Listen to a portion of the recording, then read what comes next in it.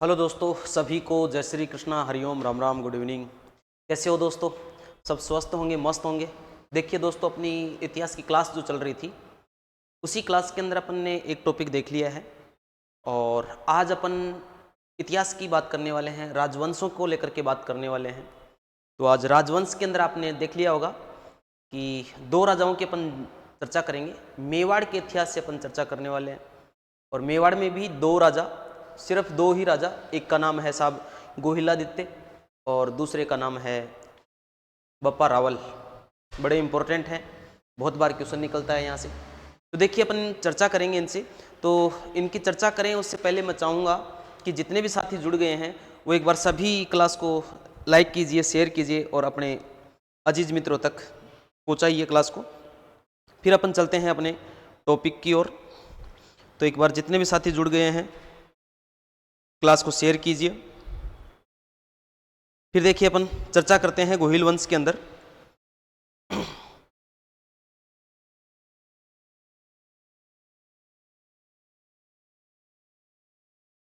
देखिए, हाँ भाई, सबको राम राम, राम राम। देखिए, बात कर रहे थे अपन, वंश की बात करेंगे जिसका नाम है गोहिल वंश। कौन से वंश की बात करेंगे? गोहिल वंश।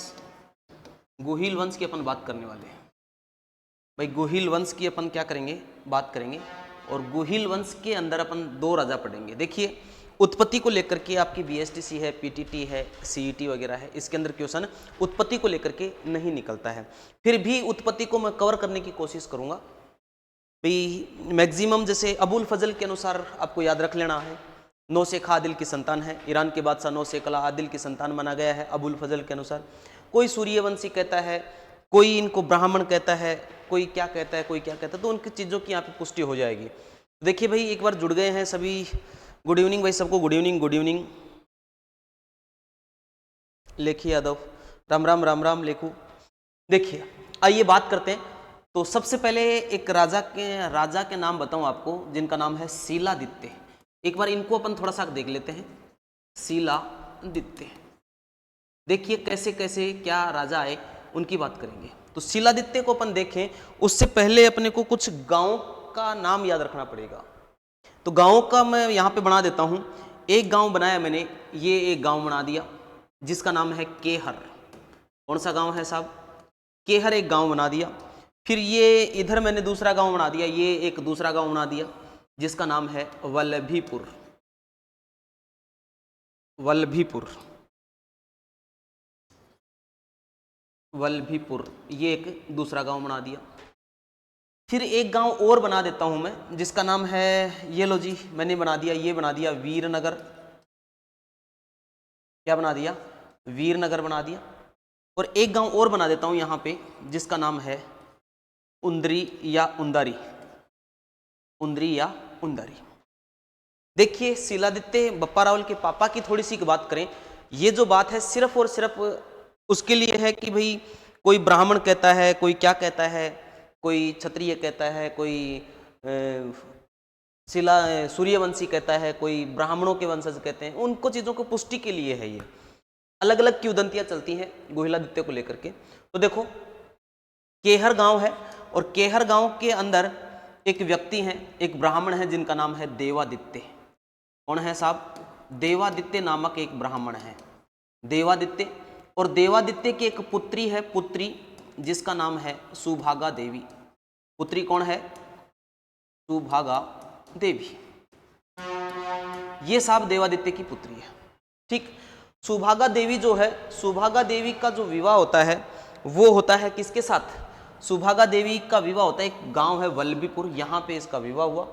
और साहब जैसे ही विवाह हुआ तो विद्वान बताते हैं कि शादी वाले दिन ही इनके पति की क्या हो जाती है? डेथ हो जाती है, मृत्यु हो जाती है। मृत्यु हुई तो ये वापस कहाँ आ गई? अपने पापा के घर पे आ गई, केहर गांव के अंदर आ गई।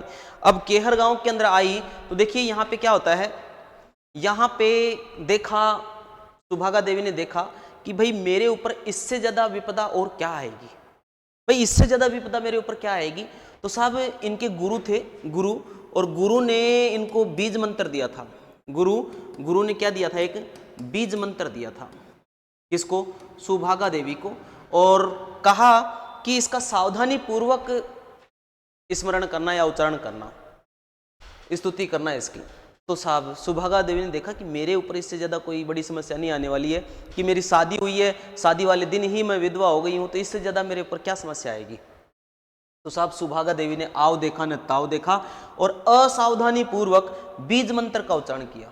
बीज मंत्र का उच्चारण किया तो साहब सूर्य भगवान प्रकट हो गए। कौन प्रकट हुए? सूर्य भगवान प्रकट हुए। और सूर्य भगवान ने आशीर्वाद दे दिया इनको, पुत्रवती भव, मतलब गर्भवती हो गई। कौन साहब? सुभागा देवी।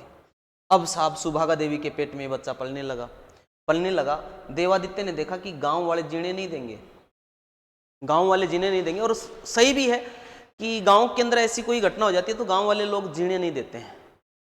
वो कहते हैं कि भाई पति की डेथ हो गई, पति की मृत्यु के बाद बेटा हो गया है, तो वो अलग ही डाउट करते हैं, उनका एक अलग ही लेवल का काम है।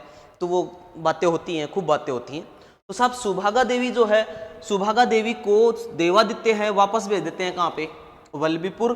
और वल्लभीपुर के अंदर आई कौन? सुभागा देवी। और सुभागा देवी ने यहां वल्लभीपुर के अंदर एक पुत्र को जन्म दिया। किसको जन्म दिया? एक पुत्र को जन्म दिया था। अब पुत्र को जन्म दिया तो साहब पुत्र को जन्म दिया, ये बेटा यहाँ पे बड़ा हुआ, इनका वल्लभीपुर के अंदर बड़ा हुआ, बच्चों के साथ खेल रहा था। अब खेल खेल में बच्चों के कोई चीज को लेकर के, यदि कोई चीज को लेकर के एक बात चल पड़ती है, तो यहाँ पे भी पापा के नाम को लेकर के बात चल पड़ी खेल खेल के अंदर, बस कि भाई थारा पापा का नाम है, थारा पापा के नाम है। ऐसे ही सुभागा देवी का पुत्र जो था उसको पापा का पता ही नहीं था, भाई देखा ही नहीं, पापा देखा ही नहीं, तो बच्चा कैसे अनुमान करेगा। तो साहब बच्चों ने पूछा कि थारा पापा के नाम है, इसने नहीं बताया। भाई इसने घर आकर के अपनी मम्मी से पूछा, मम्मी से पूछा तो देखो इसका नाम जो था, इसका शीलादित्य नाम था, शीलादित्य। अभी बताऊंगा ये शीलादित्य नाम क्यों पड़ा था। तो साहब मम्मी से आकर के पूछा कि मम्मी मेरे पापा का क्या नाम है, तो मम्मी ने टालम टोल कर दिया। दूसरे दिन एक दिन फिर बच्चों ने ज्यादा घेर लिया कि बिना पापा को है, बिना पापा को है। तो साहब बच्चे को गुस्सा आया। ये बच्चा आया, अपने घर आया और अपनी मम्मी को आकर के कहता है कि मम्मी आज पापा का नाम बताना पड़ेगा वरना मैं तेरे को आज मारूंगा। तो साहब कहते हैं कि जैसे ही ये वृतांत हुआ दोनों माँ बेटों के मध्य, इसी समय सूर्य भगवान वापस से प्रकट हुए। सूर्य भगवान वापस से प्रकट हुए और वापस से प्रकट होकर के और अपना सारा वृतांत बताते हैं। किसको? इस बच्चे को, शीलादित्य को। और शीलादित्य इसीलिए नाम पड़ा था क्योंकि सूर्य भगवान ने इस शीलादित्य को एक पत्थर दिया था, शिला दी थी, पत्थर, और कहा था, आशीर्वाद दिया था कि जिसके ऊपर इस बाटे से तू वार करेगा वो उसको जीतेगा, तू 110% जीतेगा। तो साहब पत्थर दिया था, एक शिला दी थी। शिला देने के कारण उसके पापा का नाम शीलादित्य नहीं था, ये खुद शीलादित्य था। ठीक है मेरे दोस्त, क्या नाम है? अनिल मीणा 12 से, है ना? अरे यार भाई थान तो बढ़िया है, अच्छा है। तो देखो अब साहब एक पत्थर दिया और कहा कि जिसके ऊपर तू आक्रमण करेगा उसको जीत जाएगा, 110% तू जीतेगा। अब साहब होता क्या है, ये बड़ा स्मार्ट बच्चा था, ये शीलादित्य है ना, ये स्मार्ट था, चालाक था, तेज था, बुद्धि थी। इसने देखा कि यार जो मेरे को चिढ़ा रहे थे उनके ऊपर मेरे को इस बाटे से वार करके क्या मिलेगा। तो इस शीलादित्य ने, कहते हैं विद्वान की, शीलादित्य ने सीधा वल्लभीपुर के राजा पे अटैक कर दिया और राजा मर गया। और यहाँ पे कौन बन गया? शीलादित्य यहाँ का क्या बन गया? राजा बन गया।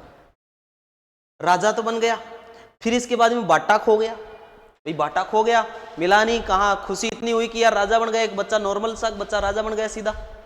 तो साहब यहाँ पे ये जो क्षेत्र था, इस क्षेत्र के ऊपर मलेच्छों के आक्रमण थे, मलेच्छों के आक्रमण थे। तो साहब यहाँ पे मलेच्छों के आक्रमण हुए। किसके? मलेच्छों के आक्रमण हुए और मलेच्छों का सामना करते करते शीलादित्य की क्या हो जाती है? मृत्यु हो जाती है। शीलादित्य की मृत्यु हुई तो इसके साथ साथ जो रानियां थी वो रानियां भी क्या होती हैं? हाँ, अलग अलग किंवदंती हैं, हो सकता है पहली बार सुनी हो आपने। अलग अलग किंवदंतियां हैं, कोई आपने दूसरी किंवदंती सुन ली होगी। तो साहब जो रानियां थी वो सारी की सारी क्या हो जाती हैं? सती हो जाती हैं। लेकिन शीलादित्य की एक रानी थी जिसका नाम था पुष्पावती। क्या नाम था? पुष्पावती एक रानी थी और ये गर्भवती थी। क्या थी साहब? ये गर्भवती थी और ये साहब आबू गई हुई थी। कहां पे? माउंट आबू जगदम्बा माता के दर्शन करने गई थी कि मेरे पेट में जो पल रहा है उसको पुत्र रूप में जन्म देना, मतलब माता जी का आशीर्वाद लेने के लिए, माता जी के दर्शन करने के लिए आबू गई हुई थी। अब साहब ये आबू से लौट रही थी, रास्ते में पता चला कि मेरे पति की तो क्या हो गई है, डेथ हो गई है, मृत्यु हो गई है। लड़ाई करते करते मेरे पति तो क्या हो गए, शहीद हो गए। तो साहब कहते हैं कि यहाँ पे पुष्पावती क्या होना चाहती है, सती होना चाहती है। लेकिन पुष्पावती के पेट में, गर्भ में बच्चा पल रहा था। इसके दिमाग में आया कि मैं तो सती हो जाऊंगी, लेकिन ये बच्चे की क्या गलती है? तो साहब ये सोचती है कि बच्चे को जन्म दूंगी और बच्चे को जन्म दे करके फिर बाद में मैं क्या हो जाऊंगी, सती हो जाऊंगी। तो साहब ये जो है ये वहां से चलती है, पुष्पावती चलती है और चलती है, आबू से चलती है, चल करके और सीधी कहां पे आती है, ये वीरनगर के अंदर आती है। कहां पे आई साहब? वीरनगर के अंदर आ गई। कौन आ गई? पुष्पावती। और वीरनगर के अंदर एक महिला मिली जिसका नाम था कमलावती। क्या नाम था? कमलावती। कमलावती ब्राह्मणी ये पुष्पावती को मिलती है और पुष्पावती ने अपनी सारी बात बताई किसको? कमलावती ब्राह्मणी को। किसको बताई? कमलावती ब्राह्मणी को अपना सारा वृत्तांत सुनाती है कि ऐसे ऐसे मेरे पति शीलादित्य थे और उनकी मलेच्छों के साथ युद्ध करते करते क्या होगी, मृत्यु हो गई है। मैं सती होना चाहती हूँ लेकिन मेरे पेट में बच्चा पल रहा है, मैं बच्चे को जन्म दे करके फिर बाद में सती होना चाहती हूँ। तो साहब कहते हैं कि वीरनगर, और वीरनगर के अंदर कमलावती जो है एक गुफा में रखती है जिस गुफा का नाम है मलिया की गुफा। पुष्पावती को कहां पे रखा? मलिया की गुफा में रखा। और इसी मलिया की गुफा में पुष्पावती ने पुत्र को जन्म दिया।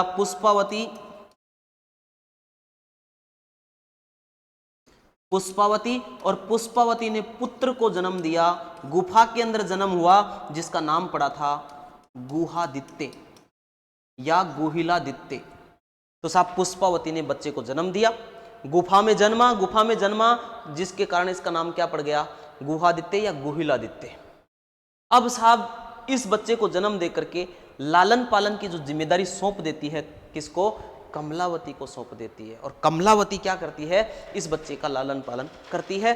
पुष्पावती यहां से जाती है और जाकर के ये क्या हो जाती है? ये पुष्पावती सती हो जाती है। ये क्या हो गई थी? सती हो गई थी। तो अब देखिए अब आगे क्या होता है। अब आगे हाँ बिल्कुल, गुफा में जन्म लेने के कारण ही इनका नाम गुहादित्य या गुहिलादित्य पड़ा था। तो देखिए आगे क्या होता है। अब आगे अपन बात करें, यहाँ पे बच्चे का लालन पालन करती है कौन? कमलावती। कमलावती गुहिलादित्य का लालन पालन कर रही है। अब देखो यहां पे कमलावती को लोग ताना मारने लग गए कि ये खुद के पाले नहीं जा रहे, दूसरों के पाले हैं, पता नहीं कौन है कौन नहीं है। तो ये सब ताने सुन करके दुखी हो गई, दुखी होकर के कमलावती चलती है। कहां से चलती है? वीरनगर से चली और कहां पे आ गई? उंदारी गांव के अंदर आ गई। वीरनगर से चलती है और वीरनगर से चल के कहां चली गई? उंदरी या उंदारी, कोई सा भी आपको नाम मिल सकता है। यहां पे आई और ये जो गांव था ये पड़ता है ईडर के अंदर। कहां पे पड़ता है साहब? ईडर के अंदर उंदारी गांव है या उंदरी गांव है। इस गांव के अंदर भील सरदार है जिसका नाम है मांडलिक भील। क्या नाम है साहब? मांडलिक भील इस गांव का सरदार है, भील सरदार। अब साहब कमलावती ने अपना वृत्तांत सुनाया किसको? मांडलिक भील को, कि ऐसे ऐसे ये बच्चा है और इसको लालन पालन की जिम्मेदारी मेरे को सौंपी है। अब मेरे गांव के अंदर लोगों ने ताना मारा, मैं वहां छोड़ करके यहाँ इस गांव में आई हूँ, आप मेरे को पनाह दीजिए। तो साहब कहते हैं कि मांडलिक भील ने यहाँ पे रहने की क्या दे दी? कि अनुमति दे दी। अब साहब यहाँ पे गुहादित्य जो है या गुहिलादित्य जो है यहाँ पे बड़ा होता है। कहाँ पे? उंदरी गांव या उंदारी गांव के अंदर ये पाला पोसा जाता है इसको, ये बड़ा होता है। अब यहाँ पे ये जो है गुहिलादित्य किन बच्चों के साथ खेलेगा? भील थे यहाँ पे, भीलों के बच्चों के साथ खेलने लग गया था। भीलों के बच्चों के साथ ही ये क्या कर रहा था साहब? खेल रहा था। और भीलों के बच्चों ने खेल खेल के अंदर इन बच्चों ने क्या किया? गुहादित्य को क्या बना दिया? अपना राजा बनाया। बच्चा क्या खेलेगा? बच्चा वो ही खेलेगा जो बच्चा देखेगा। आज का बच्चा पैदा होते ही ऑपरेशन थिएटर से, क्योंकि आजकल सिस्टम चल पड़ा है कि बिना ऑपरेशन सिजेरियन के कोई होता नहीं है और बिना वेंटिलेटर के कोई जाता नहीं है। तो जैसे ही बच्चा पैदा होता है, पैदा होते ही बाहर आएगा, बाहर आते ही सेल्फी, तो बच्चा होते ही मोबाइल देख रहा है, तो साहब बच्चा, आज का जो बच्चा है वो खेलता भी किसके साथ है? मोबाइल के साथ ही खेलता है। तो ये परंपराएं हैं, जैसा बच्चा देखेगा वैसा ही बच्चा करेगा। और सारे मिलकर के क्लास को एक बार शेयर करो। गुड मॉर्निंग सबको, गुड मॉर्निंग। तो साहब यहाँ पे अब क्या होता है, बच्चों ने गुहिलादित्य को क्या बना लिया? अपना राजा बना लिया। कोई सैनिक बन गया, कोई सामंत बन गया, कोई क्या बन गया, कोई सेनापति बन गया, और बच्चे खेल रहे हैं। अब खेल खेल के अंदर राजा बनाया। तो ये जो बात है, यहाँ पे गुहिलादित्य को जो राजा बनाया गया, ये बात पूछते पूछते किसके पास पहुंच गई? मांडलिक भील के पास पहुंची। और मांडलिक भील के कोई संतान नहीं थी, और मांडलिक भील ने सोचा कि बच्चों ने फैसला किया है, बच्चों ने राजा बनाया है, बच्चे भगवान का रूप होते हैं, तो साहब ठीक ही किया है बच्चों ने। और मांडलिक भील जो है, मांडलिक भील ने अपना साम्राज्य, मांडलिक भील का जो साम्राज्य था वो साम्राज्य किसको दे दिया? ये दे दिया गुहिलादित्य को। और गुहिलादित्य को साम्राज्य सौंप करके और खुद क्या कर लेते हैं साहब? राजकार्य से संन्यास ले लेते हैं, सेवा से मुक्त हो जाते हैं। अब साहब यहाँ पे गुहिलादित्य को जैसे ही साम्राज्य सौंपा, तो साहब यहाँ उंदारी गांव का जो भील सरदार है, उसी ने अपने अंगूठे से, भाई भील सरदार ने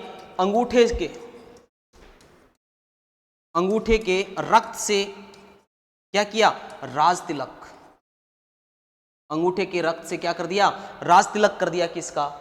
गुहिलादित्य का। अब साहब गुहिलादित्य क्या बन गए? यहाँ पे राजा बन गए, राजा बने। 566 ईस्वी के अंदर गुहिलादित्य ने क्या कर दी? फिर अपने नाम पर गुहिल वंश की स्थापना कर दी। और ये गुफा में जन्मा, इसलिए नाम साहब गुहिलादित्य पड़ा। और ये ही आगे चल करके वंश का नाम हो गया, इनका गोत्र हो गया गुहिल। तो साहब अब देखिए, ये इतनी तो बातें थी। कोई इनको सूर्यवंशी कहता है, कोई ब्राह्मण कहता है, कोई क्या कहता है, कोई क्या कहता है। गुड इवनिंग भाई सबको, गुड इवनिंग, गुड इवनिंग। तो अब देखिए, अब मैं बात करता हूं यहाँ पे गुहिलादित्य की। ये लो जी, राजा है साहब, कौन है? गुहिलादित्य। बैकग्राउंड अपन ने देख लिया गुहिलादित्य का, बैकग्राउंड अपन ने देख लिया। तो सबसे पहले बात करें कि गुहिलादित्य के पिता कौन थे। पिता की आप बात करोगे तो पिता का नाम है साहब शीलादित्य। क्या नाम है? शीलादित्य नाम है पिता का। माता की बात करोगे, माता कौन? तो माता है साहब पुष्पावती। क्या नाम है? पुष्पावती नाम है। लालन पालन की बात करोगे कि लालन पालन किसने किया? लालन पालन, तो लालन पालन करने वाली कौन है? कमलावती ब्राह्मणी। कमलावती ब्राह्मणी ने क्या किया? गुहिलादित्य का लालन पालन किया था।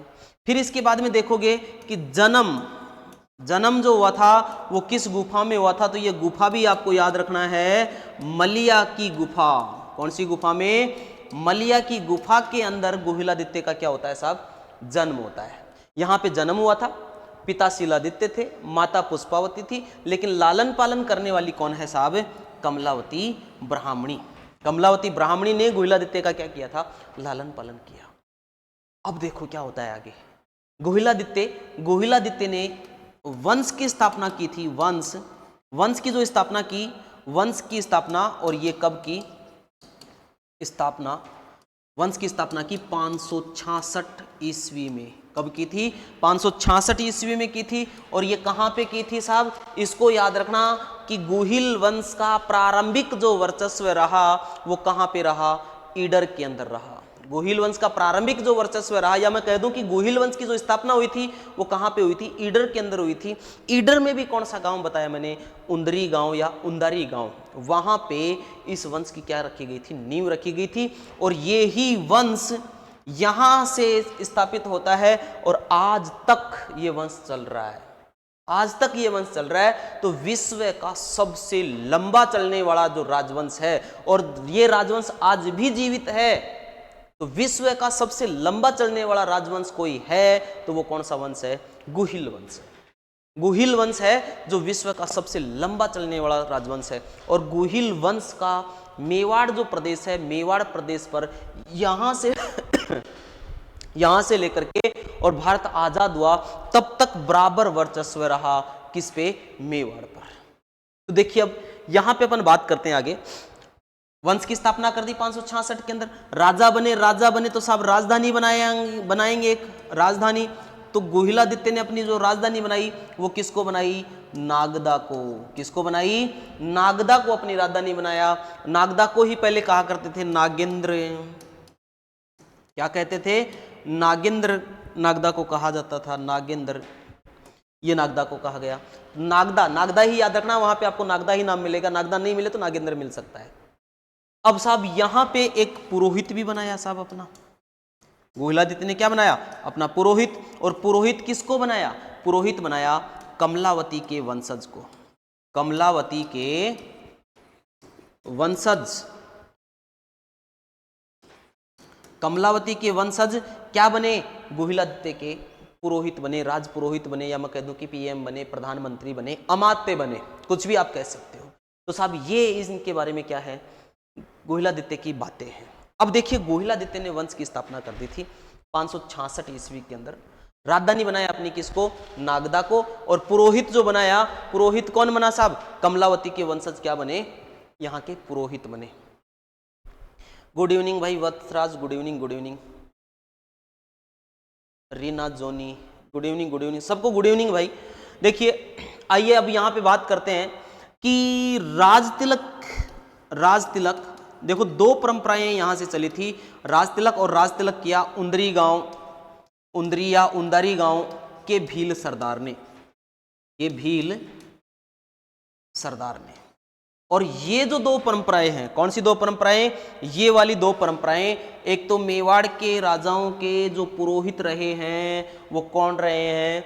कमलावती के वंशज। ये परंपरा यहां से चली थी जो आज तक चली आ रही है।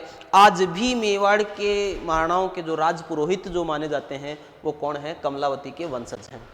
और आज भी मेवाड़ के महाराणाओं का जो राज तिलक जो होता है वो कौन करता है? उंदरी गांव का भील सरदार ही आज भी अपने अंगूठे के रक्त से क्या करता है? राजाओं का राज तिलक करता है और करता आया है। तो देखो ये परंपराएं कहां से चली? ये परंपराएं गुहिलादित्य के काल से चली थी। गुहिलादित्य के काल से चली थी जो आज तक चल रही है। तो इस प्रकार से गुहिलादित्य ने किसकी स्थापना कर दी थी? गुहिल वंश की स्थापना कर दी थी। आप चाहो तो इसका स्क्रीनशॉट ले सकते हो, थोड़ा छोटा और कर देता हूं। और यदि आपने साथ साथ उतारा है तो बहुत अच्छी बात है। तो ये आपके किसकी बातें हो गई हैं? गुहिलादित्य की। सर आपकी ये क्लास कितनी बजे से लगती है? मेरी रोज 7 बजे से क्लास रहती है। सैटरडे संडे मेरी क्लास नहीं होती है, बाकी 5 दिन अपनी कंटिन्यू क्लास रहती है। 7 बजे रोज अपना टाइम है, 7 बजे। हाँ सब उतार लो। यदि साथ साथ नहीं उतार पाए हो तो स्क्रीनशॉट ले लो, बाद में उतारते रहना। चले आगे। तो देखो नेक्स्ट, अब इसके बाद में देखो गुहिलादित्य की मृत्यु भी हो जाती है, वंश की स्थापना की। और आप कितना ही इतिहास पढ़ लेना, जिस बंदे ने वंश की स्थापना की है उसने वंश की ही स्थापना की है। वंश की स्थापना करना कोई नॉर्मल काम नहीं है, छोटा काम नहीं है, बहुत ठाड़ा काम है। और वंश की स्थापना ऐसे ही नहीं होती है, बहुत स्ट्रगल करना पड़ता है, बहुत मेहनत करनी पड़ती है। और उस काल के अंदर जो काल था किसका? राजतंत्र का काल था। और वहां पे राजाओं के साथ लड़ना, साम्राज्य का विस्तार करना,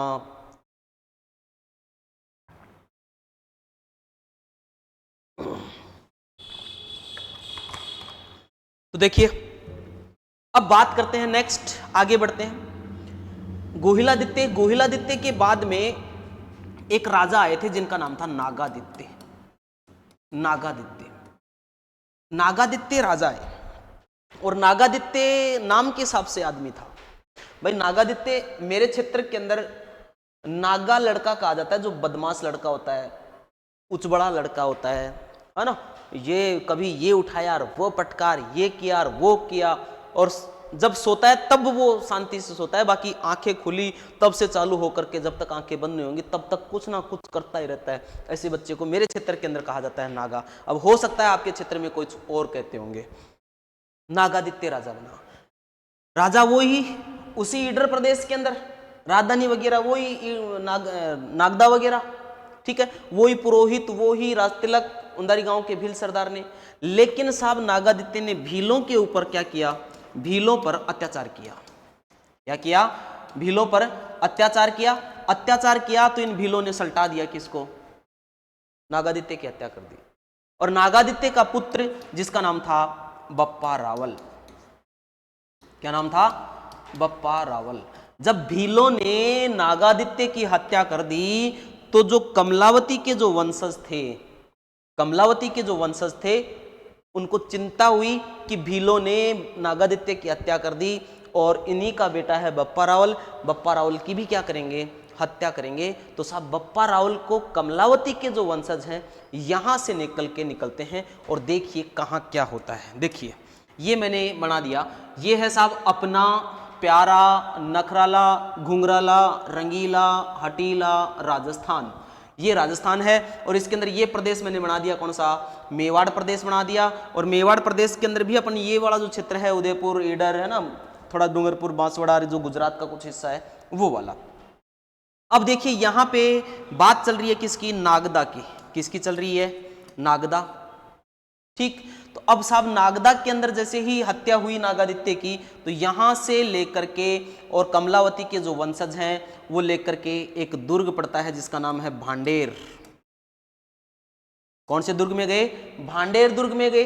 भांडेर दुर्ग के अंदर सुरक्षा के कोई ज्यादा इंतजाम नहीं लगे तो साहब कमलावती के वंशज बप्पा रावल को लेकर के आगे निकलते हैं और आगे निकले और आगे निकल करके एक स्थान है जिसका नाम है पराशर, पराशर स्थान के पास पहुंचे। और इसी पराशर स्थान के पास एक पर्वत है जिसका नाम है त्रिकुट पर्वत। कौन सा, त्रिकुट पर्वत। और त्रिकुट पर्वत है, इसी पर्वत के पास नागदा पड़ता है, क्या पड़ता है, नागदा। और नागदा के अंदर यहां पे शिव की उपासना करने वाले ब्राह्मण, शिव की उपासना करने वाले ब्राह्मण ये थे। तो कमलावती के वंशज देखो यहीं से नागदा से भागते हैं, नागदा से भागे भांडेर गए, सुरक्षा नहीं लगी, पारासर गए, पारासर के अंदर भी सुरक्षा नहीं लगी तो पारासर के पास पर्वत है त्रिकुट पर्वत, नागदा के अंदर ही आता है ये। और यहाँ त्रिकुट पर्वत की तलहटी के अंदर क्या हो रहा है, शिव की उपासना करने वाले ब्राह्मण थे। तो इन ब्राह्मणों को कमलावती के वंशजों ने वो सारा वृतांत सुनाया कि ऐसे नागादित्य था, इनका पापा, हत्या कर दी भीलों ने, हो सकता है बप्पा रावल की भी हत्या कर दें, हम इस बच्चे को पालना चाहते हैं, इस बच्चे को यहाँ का ईडर का राजा बनाना चाहते हैं। तो साहब शिव की उपासना करने वाले ब्राह्मणों ने देखा, सोचा और बोला ठीक है, तो साहब इसका लालन पालन करने लग जाते हैं। कौन, शिव की उपासना करने वाले ब्राह्मण लालन पालन करते हैं। अब देखिए यहां से बात चालू होती है, शिव की उपासना करने वाले ब्राह्मणों ने लालन पालन किया बप्पा रावल का। कहते हैं कुछ विद्वान कहते हैं कि बप्पा रावल इस समय मात्र 2 ही साल के थे, थोड़े से बड़े हुए तो ब्राह्मणों ने कहा कि भाई काम करना पड़ेगा, काम करना पड़ेगा। क्या काम है, गायें। तो ब्राह्मणों की गायें चराने लग गए साहब। कौन है, बप्पा रावल। अब ब्राह्मणों की गायें चरा रहे हैं। अब साहब गायों, पहले गायें प्रतिष्ठा होती थी, किसके पास कितनी गायें हैं, जितनी गाय उतनी प्रतिष्ठा, ये एक सिस्टम था पहले। तो साहब ब्राह्मणों की गायें चरा रहा है साहब कौन, बप्पा रावल। अब वो जो गायें थी उन गायों के अंदर एक गाय ने बछड़े को जन्म दिया, मतलब गाय ब्याई। और गाय ब्याई तो उस गाय ने क्या किया, इस गाय ने सुबह तो दूध दिया लेकिन शाम को दूध नहीं दिया। चलता रहा, काम चलता रहा। ब्राह्मणों ने सोचा, इन पंडितों ने सोचा कि यार ये जो गाय है जो अभी ताजा ब्याई है, ये गाय सुबह तो अच्छा दूध देती है लेकिन शाम को ये बिल्कुल भी दूध नहीं देती, क्या कारण है। तो इन ब्राह्मणों ने क्या किया, इसका दोष किस पे लगा दिया, बप्पा रावल पे लगा दिया कि शाम वाला जो दूध है वो कौन पी जाता है, बप्पा रावल पी जाता है। और बापड़े बप्पा रावल ने दूध देखा ही नहीं था कि धोला होता है काला होता है, देखा ही नहीं। बप्पा रावल टेंशन में, बप्पा रावल ने देखा कि यार अपन दूध भी नहीं पी रहे और अपने को बदनाम भी किया जा रहा है। तो दूसरे दिन बप्पा रावल वास्तविकता की पहचान करने के लिए निकल जाता है कि वो जो गाय ब्याई थी पूरे दिन उस गाय के पीछे पीछे रहता है। और जैसे ही शाम हुई तो वो जो गाय थी घर की तरफ चली, तो वो जो गाय थी, जो ब्याई हुई गाय थी जिसने बछड़े को जन्म दिया था, वो गायों के झुंड से अलग हट गई और कोई यूं ढेर पड़ा था पत्ते वगैरह का, यूं वहां जाकर के खड़ी हो गई। और यहां पे उस गाय के थनों से अपने आप दूध निकलने लग गया, अपने आप दूध निकलने लग गया। बप्पा रावल ने इधर से देखा, कोई नहीं दिखा, इधर से देखा, कोई नहीं दिखा। लेकिन बप्पा रावल साहब हिम्मत वाला व्यक्ति थे। बप्पा रावल ने देखा कि यार कोई दूध निकालने वाला नहीं दिख रहा और दूध अपने आप निकल रहा है, कुछ तो गड़बड़ है। और यदि ऐसी सिचुएशन आज अपने घर के अंदर हो जाए, अपनी भैंस या गाय अपने आप दूध देने लग जाए, तो अपन 50-60 बोपे बेड़े कर दें घर के अंदर कि हमारी भैंस के क्या हो गया, अपने आप ही दूध आता है। लेकिन बप्पा रावल हिम्मत वाला व्यक्ति था साहब। बप्पा रावल ने देखा, पत्ते वत्ते हटाए। बप्पा रावल ने सोचा कि नीचे कुछ हो सकता है, पत्ते वत्ते हटाए। पत्ते वत्ते हटाए तो इस जो पत्तों के नीचे क्या था साहब, शिवलिंग। पत्तों के नीचे क्या था, शिवलिंग था। अब पत्तों के नीचे शिवलिंग था। बप्पा रावल ने देखा कि थर की दूध इधर पिया जा रहा है, बदनाम हम हो रहे हैं। और साहब इसी शिवलिंग के पास एक बाबा जी है, ऋषि है, जिनका नाम है हारित ऋषि। वो क्या कर रहे थे, तपस्या कर रहे थे। हारित ऋषि इसी शिवलिंग के पास बैठ करके क्या कर रहे थे, तपस्या कर रहे थे। और बप्पा रावल जो है, बप्पा रावल ने क्या किया, पत्ते वत्ते हटा करके उस शिवलिंग को क्या कर लिया, उखाड़ लिया। उखाड़ लिया। बाबा जी का ध्यान डिस्टर्ब हुआ, बाबा जी की आंखें खुली। बाबा जी ने आंखें खोल के देखा, सामने बप्पा रावल शिवलिंग को उठा के कंधे पे रख रखा है। बाहुबली वाला सा सीन हो रहा है यहाँ पे। बप्पा रावल ने देखा कि यार क्या बच्चा है। और बप्पा रावल की आंखों सॉरी हारित ऋषि की आंखों के सामने बप्पा रावल का पूरा भविष्य घूमने लग गया। अब हारित ऋषि ने बप्पा रावल के ऊपर गुस्सा नहीं किया, पूरा भविष्य दिख गया कि बच्चा है, काम का है। और बप्पा रावल को क्या बना लिया, हारित ऋषि ने अपना शिष्य बना लिया। बप्पा रावल को भी क्या चाहिए था, बप्पा रावल ने देखा कि यार पूरे दिन गाय चराते हैं, उससे अच्छा है बाबा जी की सेवा करेंगे, मस्त खाएंगे पिएंगे रहेंगे, और क्या है। तो बप्पा रावल शिष्य बन गया साहब, किसका बे, हारित ऋषि का शिष्य बन गया। कौन, बप्पा रावल। शिष्य कौन बन गया, हारित ऋषि का, बप्पा रावल। अब बप्पा रावल जो है, बप्पा रावल को हारित ऋषि ने एकलिंग के दीवान की उपाधि दी। एकलिंग के दीवान, एकलिंग के दीवान की क्या दे दी, उपाधि दे दी। किसको, बप्पा रावल को। किसने, हारित ऋषि ने एकलिंग के दीवान की उपाधि दे दी कि तू क्या है, एकलिंग जी का दीवान है। अब साहब हारित ऋषि का अंतिम समय आया और हारित ऋषि का शिवलोक जाने का टाइम आ गया, मृत्यु का टाइम आ गया। पहले जो बाबा जी हुआ करते थे सिद्ध पुरुष होते थे। क्या होते थे भाई, सिद्ध पुरुष होते थे।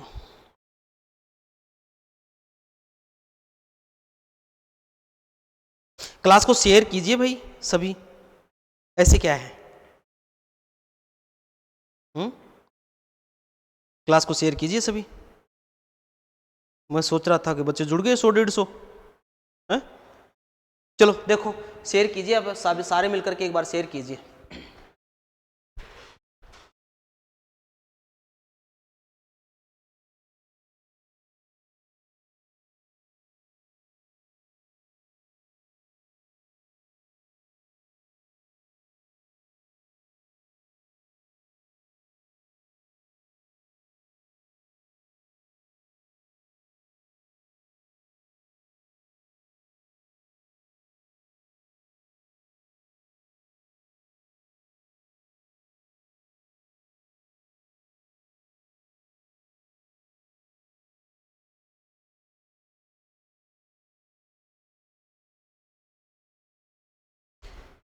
हाँ तो देखो एकलिंग के दीवान की क्या दे दी साहब, उपाधि दे दी। किसने, हारित ऋषि ने। अब देखिए हारित ऋषि का अंतिम समय आया तो हारित ऋषि शिवलोक जाने के लिए समय आ गया। तो साहब हारित ऋषि ने बप्पा रावल को कहा कि कल थोड़ा सा जल्दी करना, मेरे को कुछ बताना है आपको। तो साहब होता क्या है, बप्पा रावल थोड़ा सा लेट जाता है, थोड़ा सा लेट गया। इतने में हारित ऋषि देखो जो है, पहले बाबा जी थे, मैं बता रहा था आपको कि सिद्ध पुरुष होते थे। और सिद्ध पुरुष उनको पता रहता था कि मेरे को किस घड़ी में जाना है, किस मुहूर्त में जाना है, ये सब उनको क्या था, पता होता था। तो अब साहब होता क्या है, होता ये है कि साहब निश्चित घड़ी मुहूर्त के साथ हारित ऋषि देवलोक की ओर गमन करने लगे। बप्पा रावल साहब लेट जाते हैं। बप्पा रावल ने देखा कि बाबा जी तो गए, ऊपर से बाबा जी ने भी देखा कि तू लेट आया है।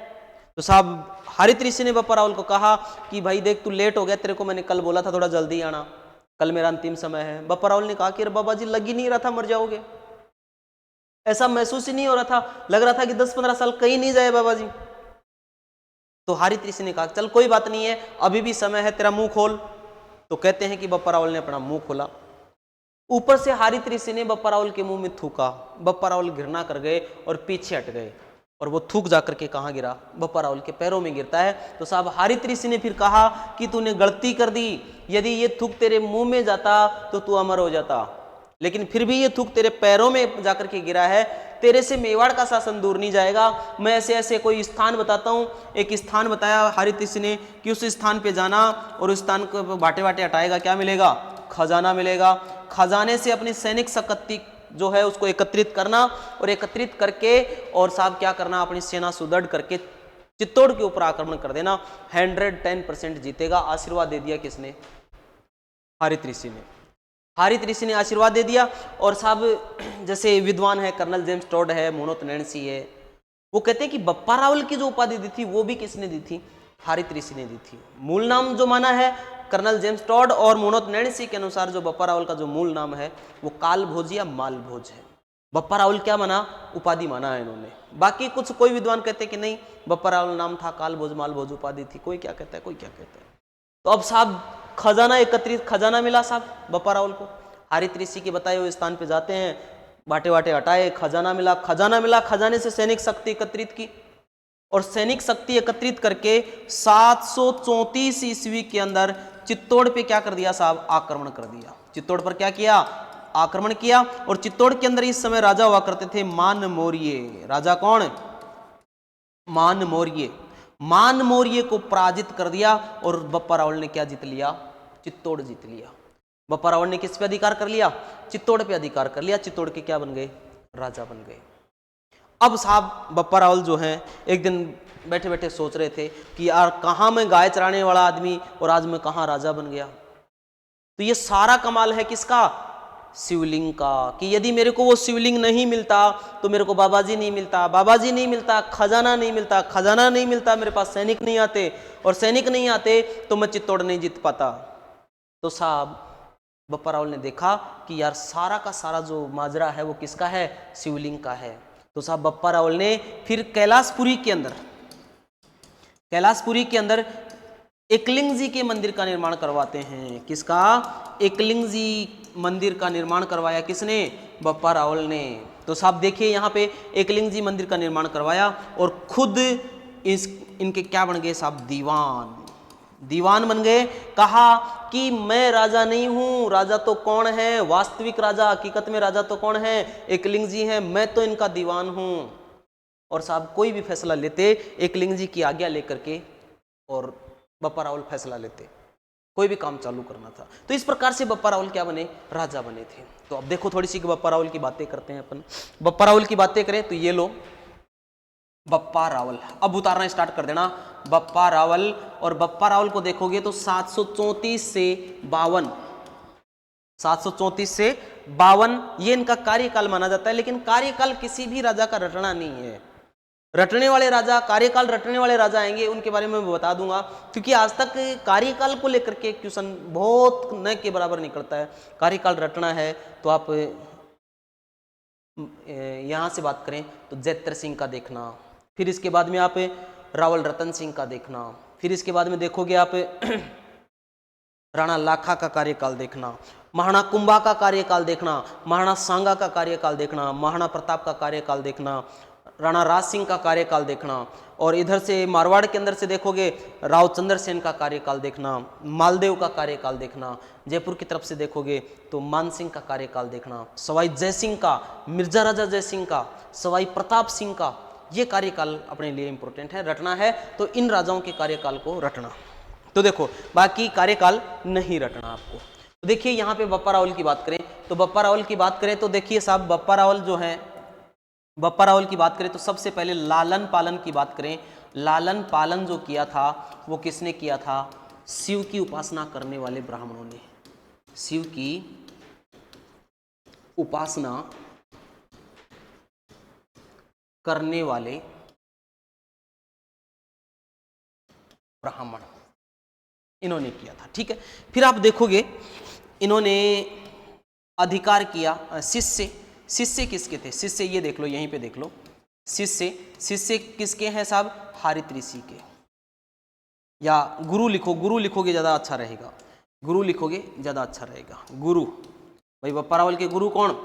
हारित ऋषि। कौन है साहब?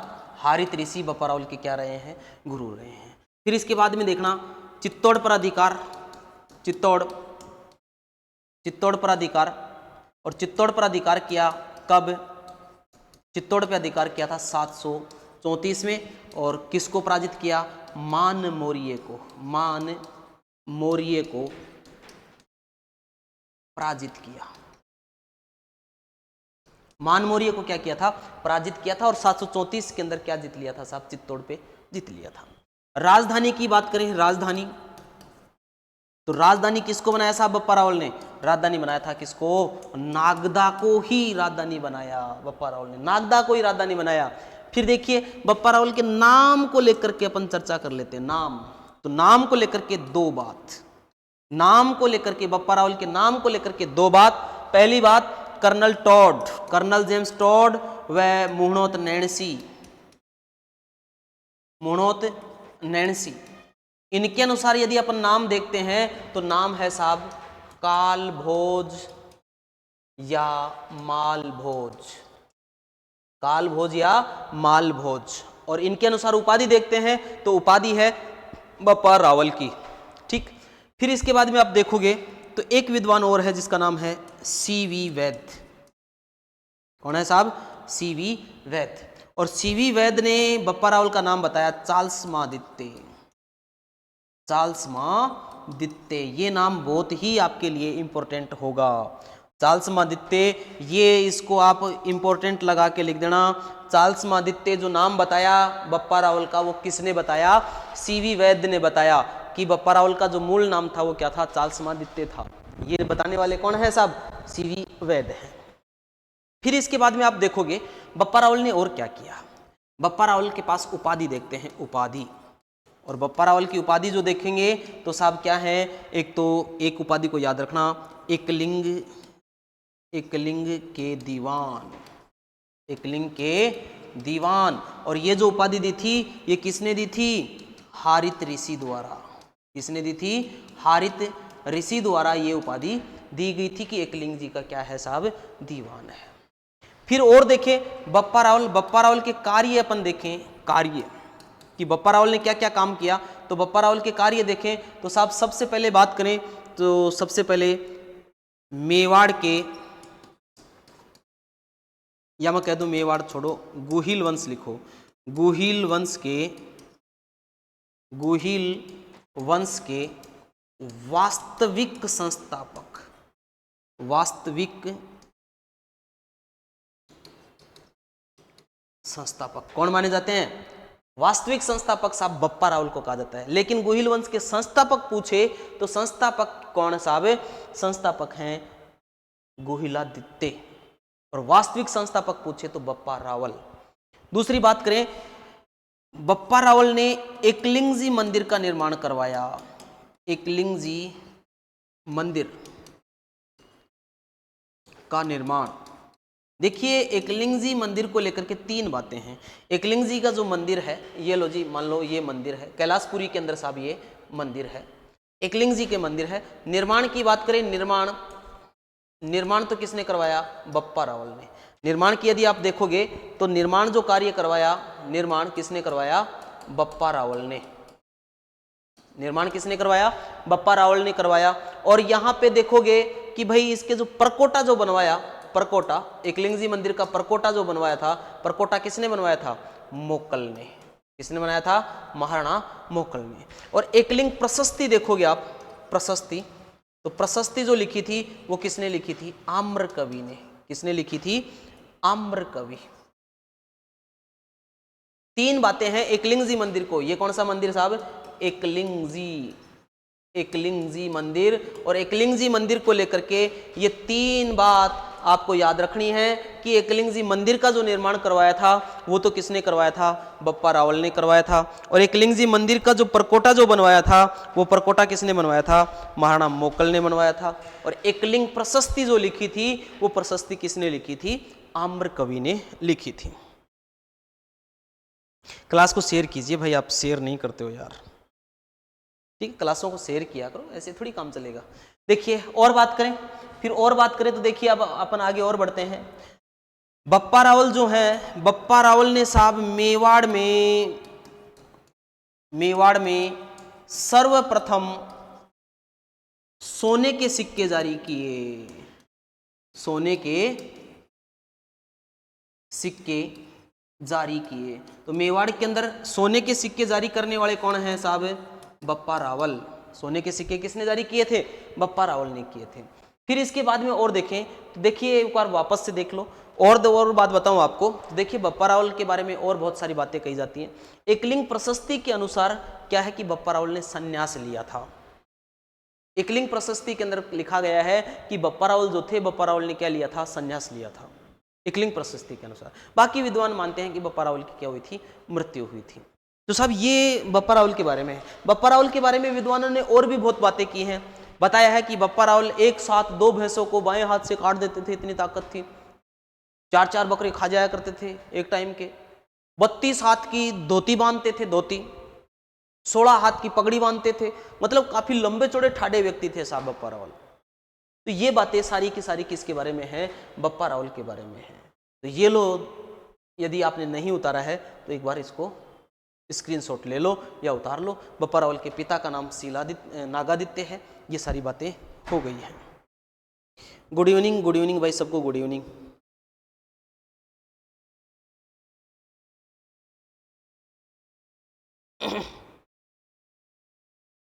क्लासों को शेयर किया करो, लाइक किया करो। 2 राजाओं की अपन ने आज बात कर ली है। गोहिलादित्य की बात कर ली है अपन ने बप्पा रावल की बात कर ली है।